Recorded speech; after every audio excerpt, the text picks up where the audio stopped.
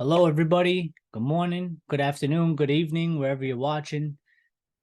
Glad to have you back on the channel. My name is Steez, and we're going to be talking today about what the thumbnail says, Erik Ten Hag's greatest challenge.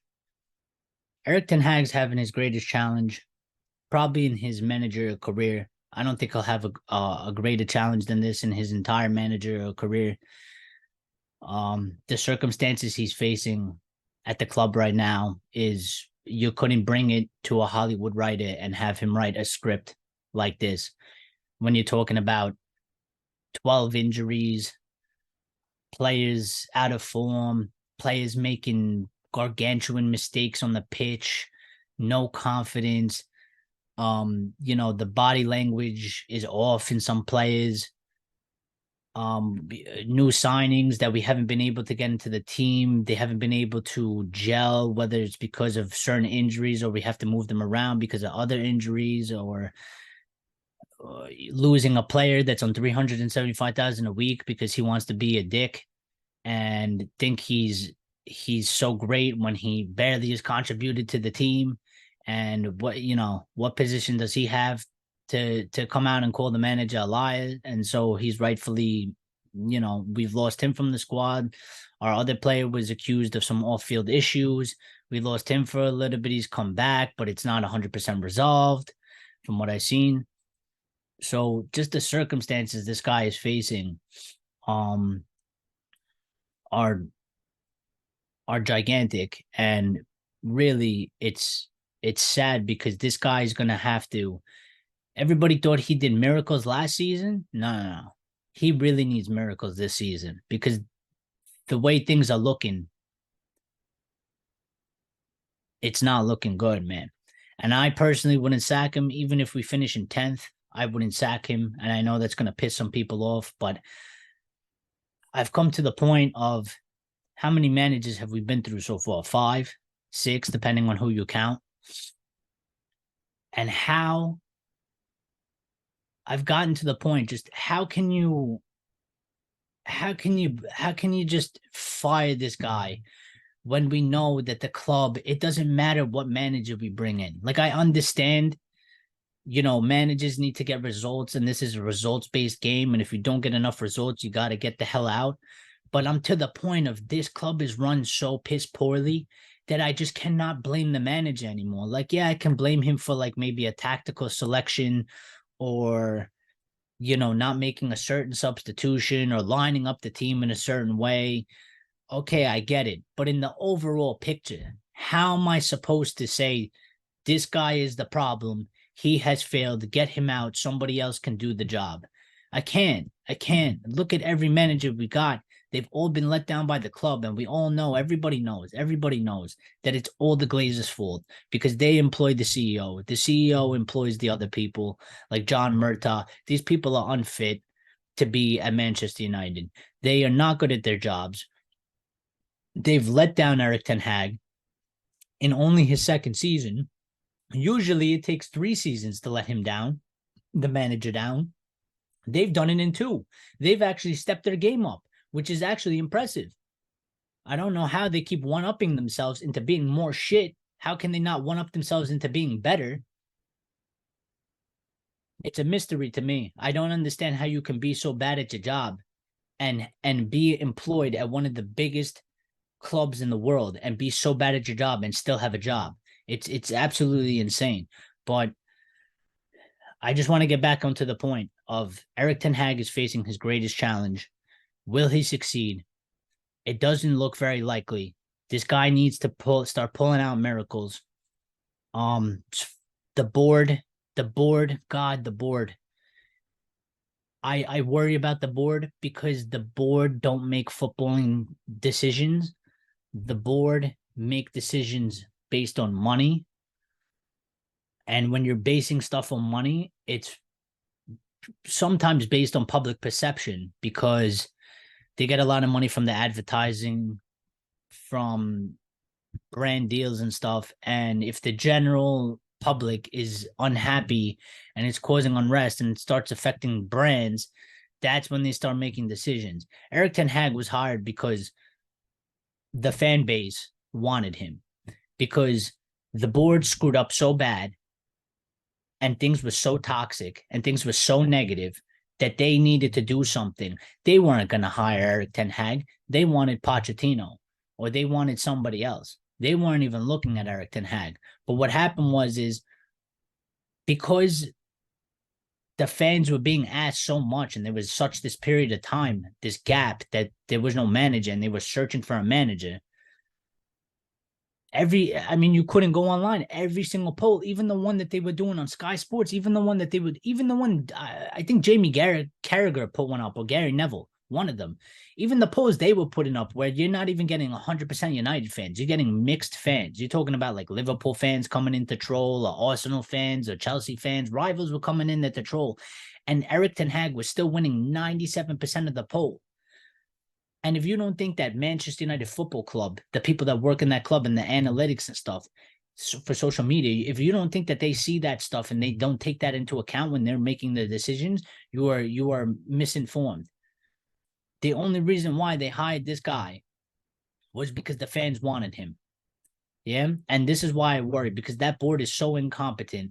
They come out and they make statements.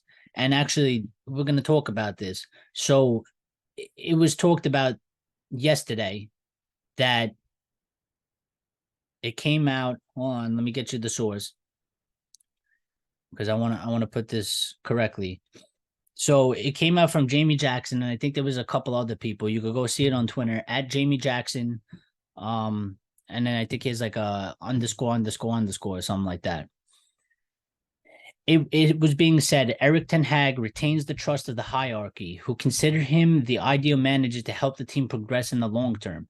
It is internally admitted that he has been plagued by injuries, with 12 players out at one point.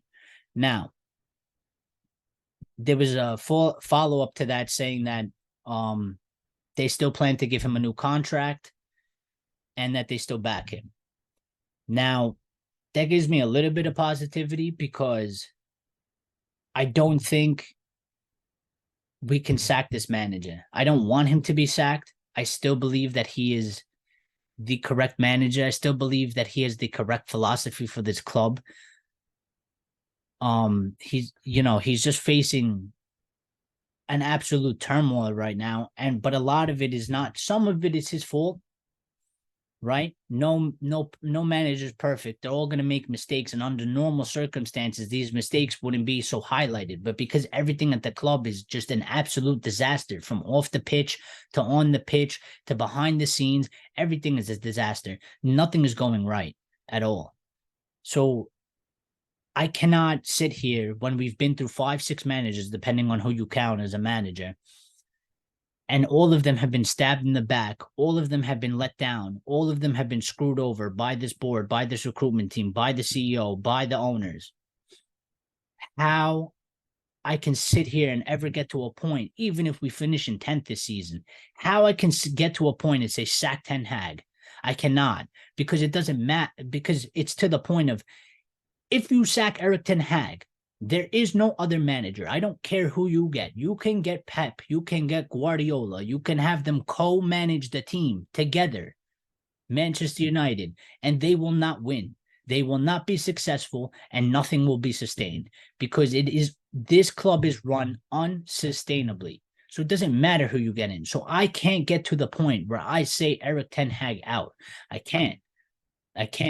Now, if you bring a new ownership and they want to change the manager, and they come and they have a new plan, I mean, I would want Erik Ten Hag to stay, but if that's the decision, and that's where we move forward. But under this ownership, under this structure, I am not here for them sacking another manager. They need to sack themselves. They need to get the fuck out. That's what they need to do, because nothing is going to change. We will not succeed in any form. I mean, it's clear as day. This guy came in, he took over the worst Manchester United team statistically in Premier League history, right? Came in, took us.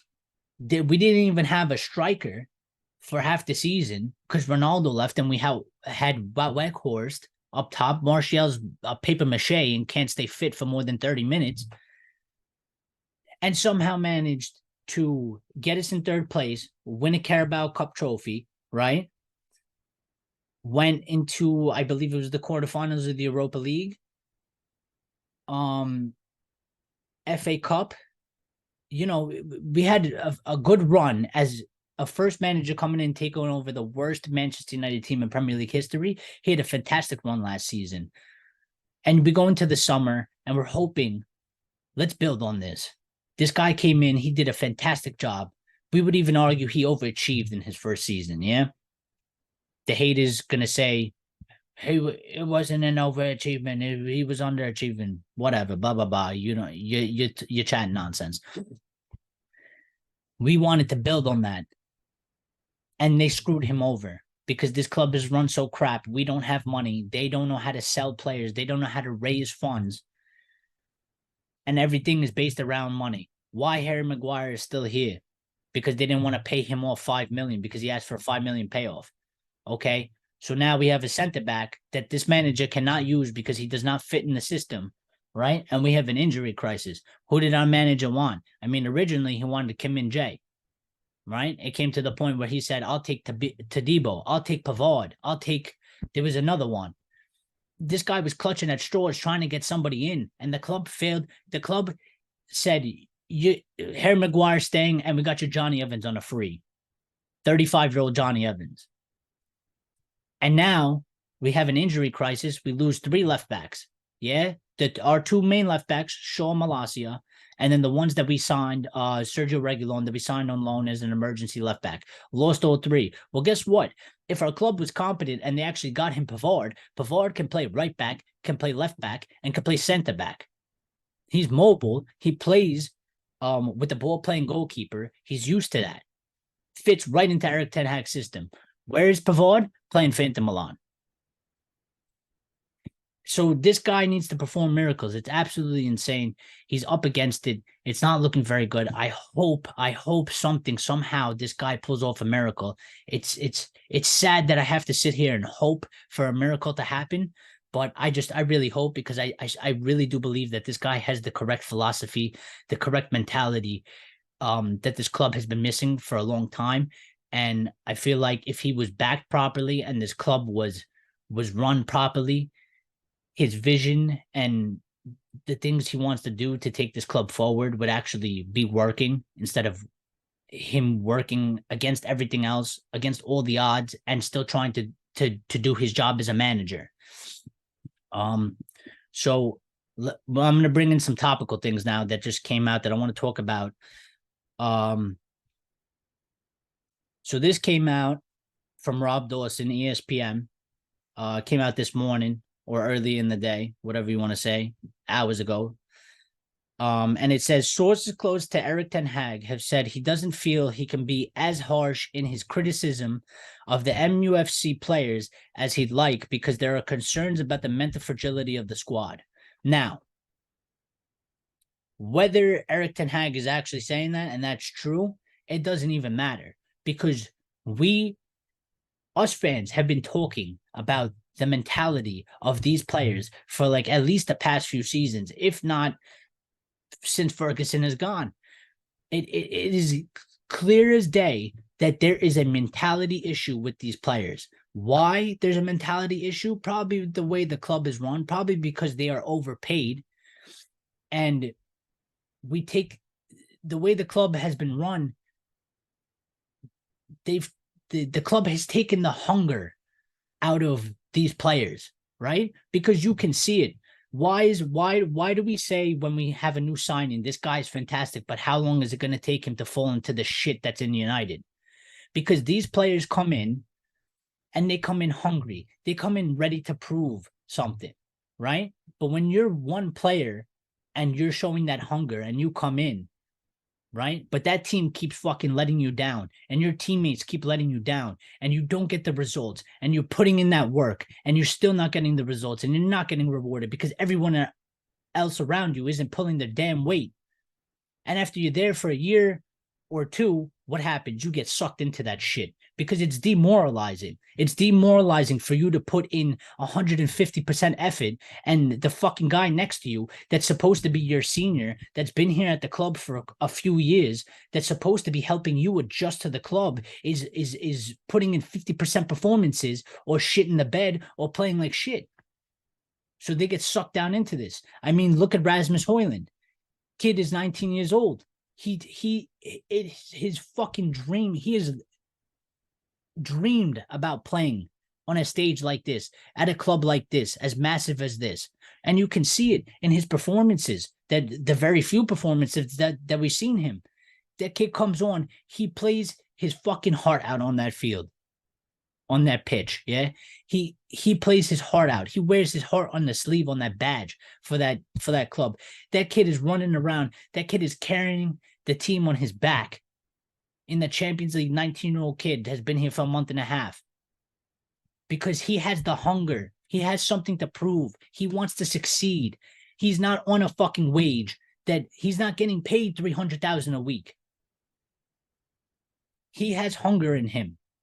The other players don't, because they're getting overpaid.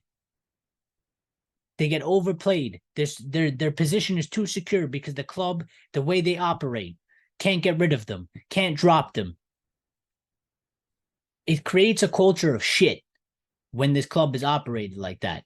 Why? I always argue this, and people had, I had some blowback for this on Twitter, online. But why, when we signed Jadon Sancho, and not to pick on Jadon Sancho, but it's just, it's a prime example. Why I understand Jadon Sancho was in the form of his life at Borussia Dortmund.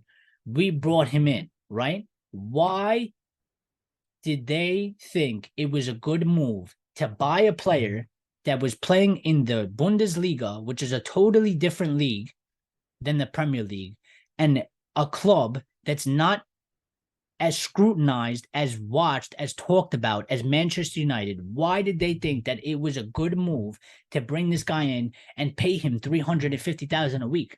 Where do you go at what is he, 21, 22, 23? Where do you go after that wage? What has he got to prove after that? He's getting top pay. There's like no player on Manchester City that's getting that wage. So you bring him in, and right away he's got nothing to prove. Because what does it matter? He's getting top wage. What are you going to give him? $475,000 a week? And then even if he does perform well, right? By the time he gets to like 27, he stays at this club. What are you paying him? $675,000 a week? It's absolutely ludicrous. Why you do things like that? And this is why this club is failing. This is why it doesn't matter what manager you bring in. These people above the manager are an absolute disaster, and all they do is screw over our managers. And certain people, because there's a lot of the fan base that they are aware of this, and they are level-headed. But other parts of the fan base, they need to wake up. They need to stop looking directly at the manager. We are not in a position to be blaming managers when the club structure is shit and it doesn't matter what manager you bring in.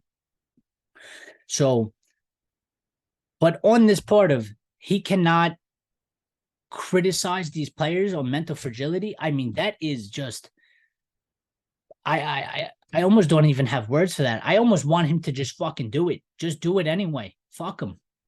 These players, if you don't have the mentality, if you cannot handle the criticism, you cannot be at this club. This is why they are failing on the pitch. This is why they are bottling shit on the pitch, because they don't have the mentality to be at this club. They cannot handle the pressure. They cannot handle the scrutiny. They don't have the attitude. They don't have the mentality to be at this club. They have the wrong profile of player at this club. And if they can't handle this criticism and they want to throw a bitch fit, or they want to be all upset, they got to get the fuck out.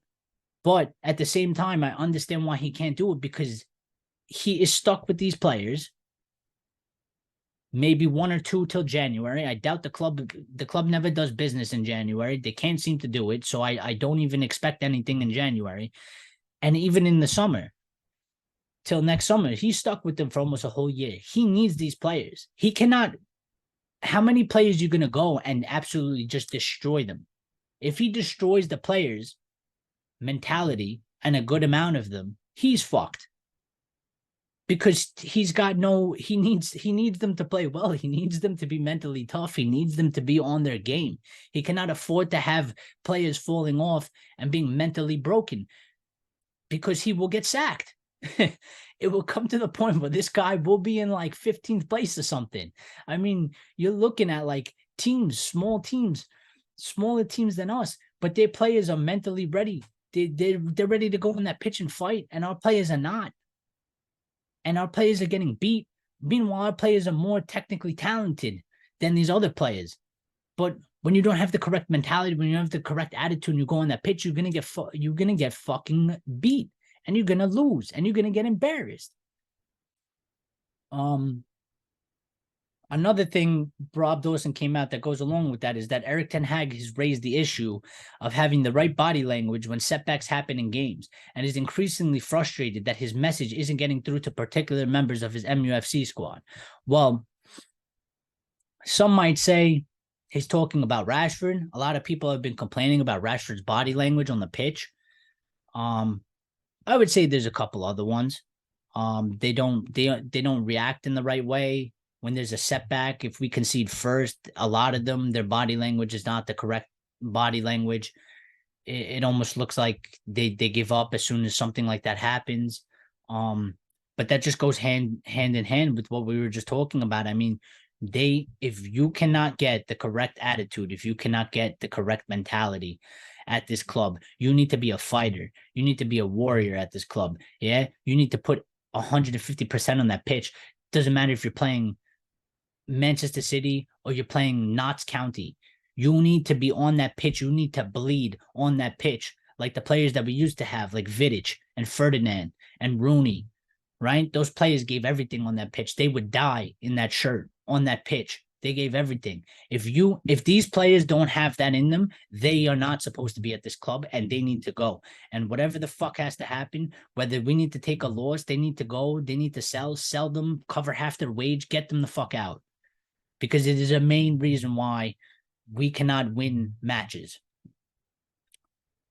And it's just, I mean, how can you not be frustrated? Can you blame Ten Hag for being frustrated that his message isn't getting through to particular members? I mean, it's just an indication of they do not belong at this club. They cannot handle the size of this club. They need to go to a smaller club, a different league, something. They just cannot handle it. Now, something that came out about 2 hours ago, unfortunately, this person did not post the source of where it came out, but I'm sure it's there somewhere. It's saying that the manager, Erik Ten Hag, is seriously considered dropping Rashford for the weekend fixture against Brentford. Not only in his performances lacking, but the manager has been unimpressed with how he's training. So now this is spilling over into Marcus Rashford. I don't know what's going on with Marcus Rashford. This shit needs to be figured out. Totally different from last season. Last season, he was fired up. Last season, he was hungry. He was ready to prove something. And now this season, I don't know where it's all going wrong. I don't know if it's accumulation of things. I don't know if he wasn't playing well in the beginning, was struggling a little bit, plus the team performances, plus you could cope in maybe something that has to do with Sancho because he's friends with Sancho, and maybe he doesn't like this ongoing thing of how he's not being included in the squad. And this whole fight with Erik Ten Hag, maybe there's some other things going on behind the scenes that we don't know. It seems to me like it's a culmination of things. Some people have stated that it's because he got a new contract. Could very well be. I mean, we were talking about hunger. Yeah, he was hungry last season. We gave him this massive contract. You took a little bit of that hunger out of him, and things have not gone well this season. And you combine all that together, and maybe that's why we're getting this type of performances from him. I mean, I was talking about this the other day, and actually I seen somebody put a video up of it on Twitter somewhere, that breakaway that he had against Galatasaray where he went to go pass it to Bruno Fernandes and it was a shit pass. That Marcus Rashford last season takes that ball and he shoots it and he scores. Yeah, because he was confident, because he was focused, and he was ready to go, and he was ready to prove that he could be a top player at a top club, or supposed to be a top club. And it pretty much just sums it up. I mean, he scored literally the same goal last season against a different team in the same position and everything. And you watch that back, and he didn't want to shoot. He didn't want to shoot. The guy, he doesn't have confidence. He's lacking confidence. These players see what's being said online. He was being criticized for weeks, saying that he's selfish. He doesn't make the right decisions. He's not passing the ball. He doesn't pick his head up. He's screwing over the plays.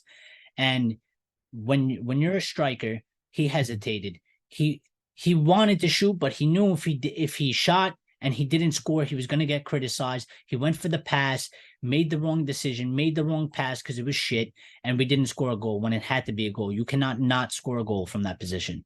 So I don't know what's going on.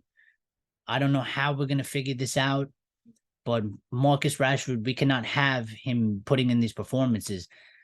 This needs to be figured out. It needs to be figured out.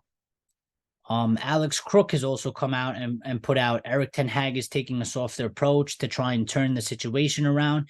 He believes that players' confidence is so low that he is reluctant to show his anger in the dressing room for fear of further undermining morale. I mean, if that's true, that is... I'm at a loss for words, man. I'm at a loss for words. Are we playing in a fucking primary school? Are these children or are these fucking men? These guys have such a weak mentality that our manager is actually afraid of fucking yelling at them in fears of that it's just going to drag them more down. I mean, that's not a Manchester United player. It's not a Manchester United player. A Manchester United player goes out and tries to prove the fucking world that we are the best, that they are the best, that they belong at this club, and that, you know, they deserve to be here. And when they put in a shit performance, they get criticized, they accept the criticism, and they go out in the next game, and they fucking prove the manager, and they prove all the fans that are talking shit about them, and they prove all the rivals fucking wrong by putting in a performance and telling everybody to shut the fuck up. I am good enough. But these players have such a shit mentality. They're so fucking weak-minded that our manager can't even criticize them. It's to the point that he can't even criticize them because he's afraid that it's just going to drag the performances down even more. I mean, that is absolutely insane. That is insane. And then you want to question this manager. How is this manager supposed to get fucking results when you have players like that? And you want to compare him to Eddie Howe? I guarantee you get Eddie Howe, bring him into these fucking group of players. I guarantee you he won't be able to change the mentality in these players. You cannot change the mentality in these players. You cannot. They have been ruined by the Glazers. They've been ruined by, some of them by Ed Woodward, some of them by Richard Arnold. They have been ruined by them because they've been pampered like little babies. They have been giving everything they want, and they have nothing. That's why Maguire came out and said, I have nothing to prove. Right? He has nothing to prove. What does he have to prove? He was handed the captaincy. He came to this club and was handed the captaincy. Nothing to prove.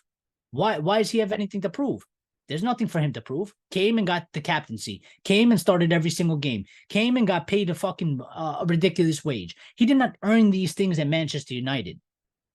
Okay? Before, you could be as good as you want. But when you come to Manchester United, you need to come to Manchester United and you prove that you deserve $250,000 a week. That you deserve to be the captain. That you deserve to get paid an extra $100,000 a week on top of what you're already making. Now, you get all of that before you even kick a ball. Before you even put on the kit for Manchester United, yeah? And that's why this club is failing. That's why these managers are coming and they are failing. Another piece of news came out from Rob Dawson.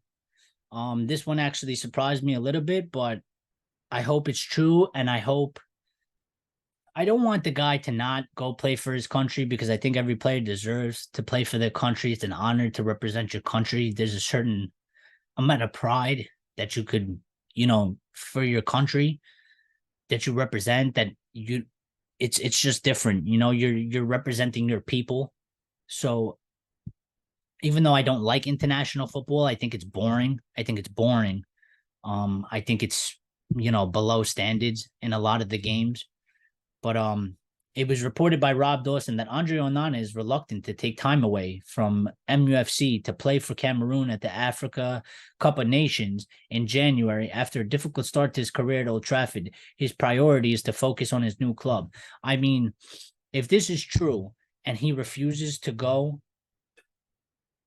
to play for Cameroon in the Africa Cup of Nations, I mean, number one, we're talking about mentality. That's an attitude. That's A1 attitude, because he wants this guy. Yes, he's making gigantic mistakes. He's not playing good, but those performances will come when you have this type of attitude. I mean, the guy literally asked CBS last time to make an interview. He's not hiding. He knows he's playing shit. He's accepting that he is playing shit and that he needs to do better. He's not blaming anybody else besides himself, and he knows and he's willing to go to the extent of not representing his country to play in a tournament for his country and his people, when we all know he wants to do it, but he wants to prove himself at this club. And he wants to putting in good performances for this club. That is the type of mentality and attitude that we need from the rest of these players. We have one or two of them here sporadically, but we need the majority of those players to have this type of attitude, this type of mentality, because that infects the other players that don't naturally have it, and it could bring them up a level. But when it's reverse, it brings these players down. So somehow this culture needs to be shifted around. We need more players like this.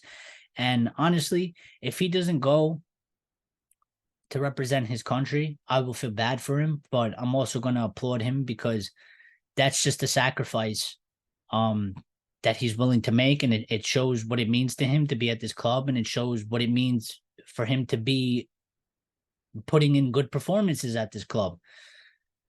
So we'll see about that. I mean, things can change. It's a couple months away. So, anything can change. But yeah, let's see. I mean, I would like it for him to stay at United, because I worry that our goalkeeper is going to leave for a little while to go play in another tournament. And, we need every result we can get. And it's at a period where it's go time, and we need every single player available. So I'm like this on it. But another thing, Manchester United put out that Kobe Manu is closing in on a comeback to the pitch, which is a good thing to hear. As many players as we can get. I'm excited by this kid. He showed some good performances and talent in the preseason before he got injured. And, the more options we have, the better for us. The more availability of players, the better for us. And you never know, man. The kid could come in and he could play out of his skull and he could become a starter if he really wants. I mean, is it likely? No, but you never know. You never know. And just on the last thing that I want to talk about, this came out a day ago. It hasn't been too much news today, but yeah, it seems relatively so. I don't know why, but I just want to mention the fact that we played at home and it was like we were playing in Turkey. I don't know what the fucking club is doing. They are an absolute disaster. Absolute disaster. How you can allow the allocation of tickets like that, where it was almost like we were playing away in our own stadium. There were so many Turkish fans in Old Trafford. It was absolutely ridiculous. And just, Ty Marshall from Men literally wrote, Manchester United are investigating how at least 1,000 tickets in the home end of their Champions League clash against Galatasaray fell into the visiting supporters' hands. I mean, nothing is being operated correctly at this club. Who is running this shit? Well, what the fuck is Richard Arnold doing? What are these people doing? Are they even running the club? Or do they even fucking pay attention to anything going? How can that be a thing? How? How can how are we not allocating tickets properly? It's a fucking basic job. Basic. And we can't do that shit. It's just unbelievable. Unbelievable. I'm just gonna check real quick to see if anything has come out in the last couple minutes. I'm not seeing anything here. So thank you for tuning in. We'll be back again with another episode soon, either later today, tonight, or tomorrow. We're gonna have match reactions coming. We're gonna have intended live streams are coming. I'm gonna start doing call-in shows. I want to start doing that. Please like, share, and subscribe. It's very important. Thank you. Leave your comments down below in the comment section on anything that we've discussed. On the next one, I will pull up all the comments and I will either address them or we could have some type of a discussion about it. Thank you. Thank you for tuning in. I hope all of you have a good day, and hopefully Manchester United can turn things around and we could start talking more in a positive light. Peace out.